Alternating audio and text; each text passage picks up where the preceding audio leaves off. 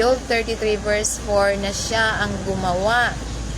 Ang Espiritu ng Diyos ang gumawa sa atin at ang hinga ng makapangyarihan sa lahat ay nagbibigay ng buhay sa iyo, sa akin, sa ating lahat. So siya ang nagbibigay ng buhay sa ating lahat.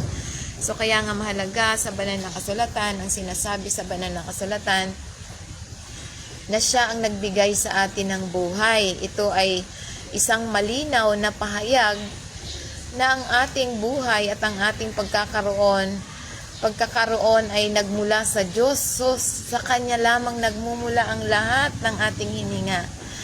Ang hininga ng makapangyarihan sa lahat na binanggit dito ay tumutukoy sa espiritu or buhay na ibinigay sa atin ng Diyos. Ito ay nagpapakita ng kapangyarihan ng Diyos na nagbibigay